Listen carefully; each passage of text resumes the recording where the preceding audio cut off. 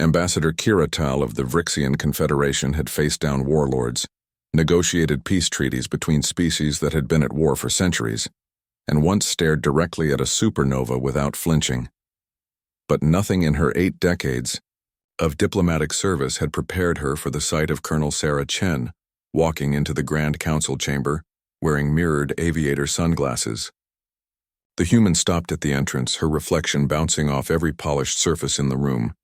The assembled generals, admirals, and high commanders of 12 different species suddenly found urgent reasons to examine their datapads, study the ceiling murals, or develop a profound interest in their own footwear. "Good morning, gentlemen," Sarah said, her voice carrying that particular edge that humans called casual confidence, and everyone else recognized as a prelude to chaos. General Throck, a massive Corthanian whose species had evolved from apex predators, and who stood nearly 3 meters tall, actually took a step backward. His secondary eyes, the ones used specifically for tracking prey, reflexively shut. Around the table, similar reactions rippled through the assembly. The Zephyrian Admiral Quinn's feathers flattened against his body in a submissive display.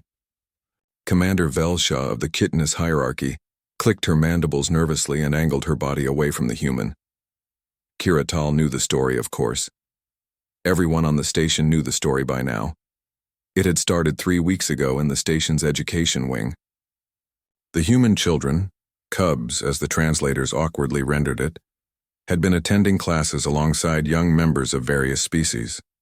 The teachers had warned the other parents that human young were unusually curious, highly energetic, and possessed an unsettling lack of appropriate fear responses. What they hadn't mentioned was the sunglasses.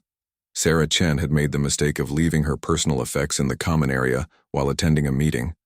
Her 7-year-old daughter, Emma, and Emma's friend, a boy named Lucas, had discovered the aviators. According to security footage that had since gone viral across 17 systems, the children had put them on and begun what they called being cool. The Vrixian cubs had watched, fascinated. So had the young Corthanian. Within an hour, Emma, Chen had organized what she termed a squad and led a delegation of multi-species children through the station's commercial district, all wearing various styles of human eyewear. The effect had been immediate and profound.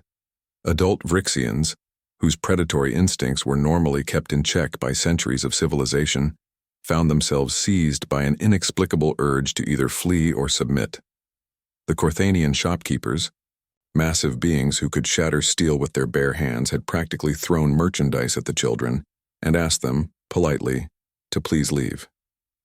A Zephyrian security officer had called for backup, then canceled it, then called again, his voice getting progressively higher with each transmission. The children, oblivious to the effect they were having, had simply been having fun. Dr. Zenthor, the station's leading xenopsychologist, had been called in to explain the phenomenon. His findings had been distributed in a classified report that was immediately leaked and memed across the galactic network. The summary was simple. Humans had somehow weaponized confidence. The report explained that most predator species relied on body language, pheromones, and especially eye contact to establish dominance hierarchies. Direct eye contact was a challenge, a threat, a declaration of intent. But humans, bizarre, Death World-evolved humans, had developed the social technology to completely break this system. By hiding their eyes behind reflective surfaces, humans created a one-way mirror of social interaction. They could see everyone. Everyone could only see themselves. Worse, the reflective surface meant that anyone looking at a human wearing sunglasses was inadvertently making eye contact with themselves, triggering their own submission responses. It was, Dr. Zenthor had written in his report, the most elegant social weapon ever discovered, and they gave it to their children as a fashion accessory. Now, as Sarah Chen stood before the Galactic Defense Council, that same weapon was on full display. "I've reviewed your proposal for the joint training exercise," Sarah said, walking calmly to her seat. Every eye in the room tracked her movement, but none made contact with where her eyes should be. "I have some concerns." Admiral Throck, who commanded the largest fleet in the quadrant, cleared his throat. "Of course, Colonel. We value the human perspective." First, your battle formations assume that enemy species will engage in traditional predatory hunting patterns. Sarah pulled out a datapad, and somehow even that simple gesture seemed more intimidating when filtered through mirrored lenses. Humans don't hunt like you do. Commander Velshaw's mandibles clicked. How do humans hunt, Colonel? Sarah smiled, or at least Kiratal thought she did. It was hard to tell when half her face was hidden. We walk. We just keep walking. We're not faster than most prey, we're not stronger. We can't fly or burrow or camouflage, we just follow. For hours. Days sometimes.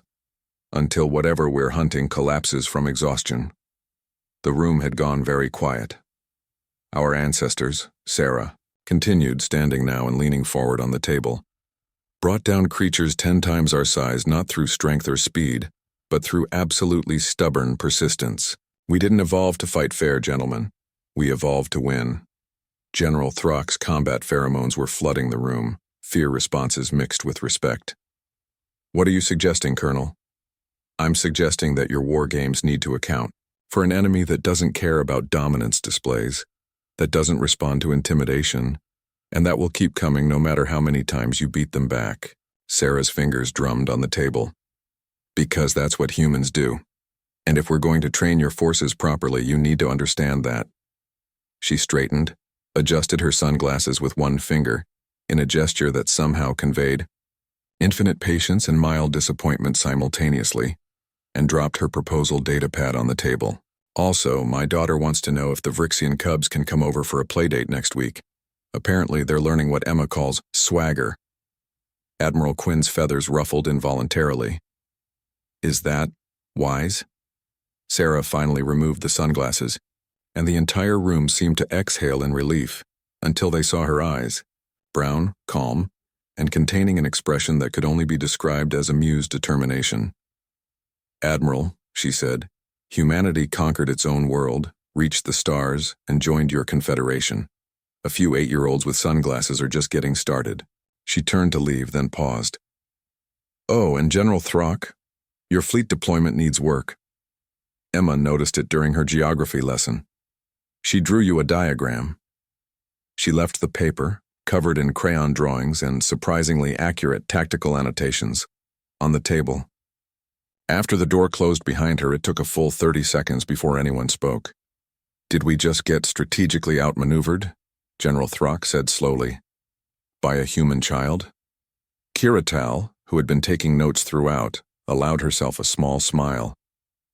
General, I believe we've all been outmaneuvered by humans since the day they arrived. We're only just now realizing it. She glanced at the crayon diagram. Despite herself, despite decades of military experience, she had to admit, it was brilliant. From down the corridor, they could hear Emma Chen's voice. Come on, everyone, let's show them how Earth kids roll. Ambassador Kiratal made a note in her personal log. Request emergency shipment of sunglasses for diplomatic corps. If we cannot beat them, perhaps we can at least look equally intimidating during the inevitable surrender negotiations.